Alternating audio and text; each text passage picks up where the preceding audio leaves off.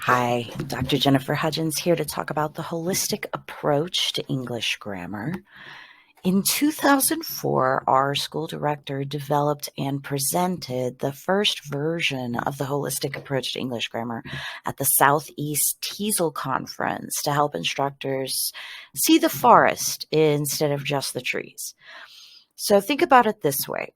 As non-native speakers, the way our adult students learn English for academic purposes is unique and completely unlike the way a native speaker learns grammar. In order to understand this unique perspective, native speakers must adopt a position of humility with regard to the big picture. In other words, teaching English learners requires instructors to go back to basics to try to remember what it's like to want to know the entire structure of a new language's grammar. The school director wrote our holistic approach from this perspective to aid our understanding. The holistic approach is not designed to teach grammar, which is a collection of rules about syntax. Rather, the holistic approach provides an overview of English grammatical structure that helps instructors answer students' particular and sometimes peculiar or hard to answer questions. Keep in mind that our students are very sophisticated and may, in some cases, know more than their instructors. From other life experiences, from their graduate degrees in their home countries. And it's very frustrating for such intelligent people to have to learn elementary things like letters, words, basic sentence structure, and then not to know why the teacher uses a certain phrase in one situation, but a slightly different construction in another situation. It's even more frustrating for these learners to not know how to ask their questions effectively as well, and to feel like they're not progressing very quickly, and certainly not quickly enough. Encourage your students to master the foundations because English grammar is very like mathematics in the following sense. One cannot do calculus until one has mastered arithmetic, algebra, and other higher level maths. Likewise, one cannot write a compound complex sentence in the subjunctive mood until one has mastered the basic parts of speech, key sentence structures, verb conjugations, and so forth. The holistic approach provides a means to demonstrate this process to the frustrated student. Because of these unique and delicate circumstances, it is necessary for students to master the foundational basic components of the language and the key grammatical structures, as well as the vocabulary of grammar as they reach mastery. Grammar is necessary for all language skill areas: reading, writing, listening, and speaking. Grammar must be taught alongside each skill area as well as presented in isolation. This is why we devote at least 1 hour every day to a focused grammar lesson. Rigorous instruction with regard to grammar is therefore key to AEI's particular intensive English program.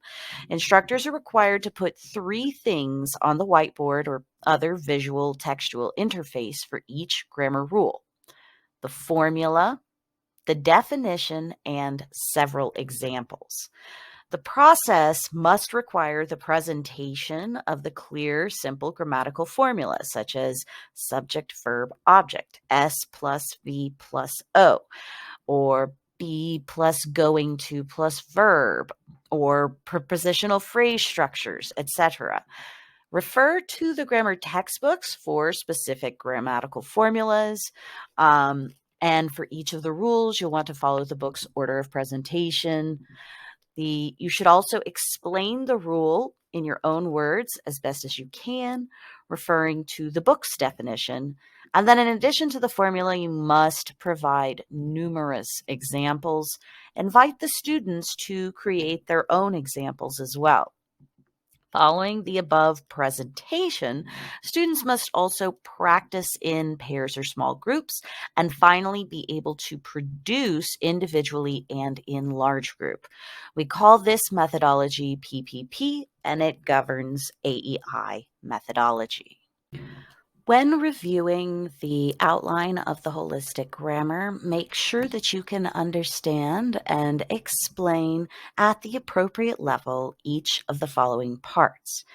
The basic components of English. This includes letters, words, phrases, clauses, and sentences.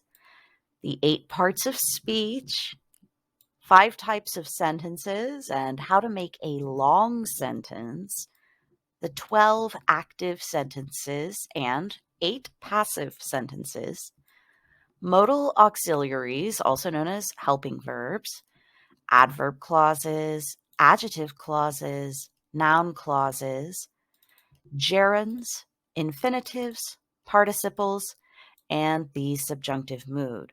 Of course, we do not cover all of these in every level, but you will want to look at the specific student learning outcomes for grammar for your level. If you are 100% certain you can answer any and all questions about each of these parts of English, congratulations. You have a good holistic understanding of the language, which is very uncommon.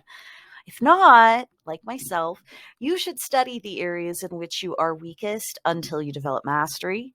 For example, a level 1 instructor should be able to give a basic explanation of how a phrase differs from a clause, in how a clause differs from a sentence. A level 8 instructor ought to be able to explain those same differences in greater detail with reference to more complex sentence structures and the types of writing in which they are all used. Once you've reviewed the grammar, be sure to next review AEI's pedagogy.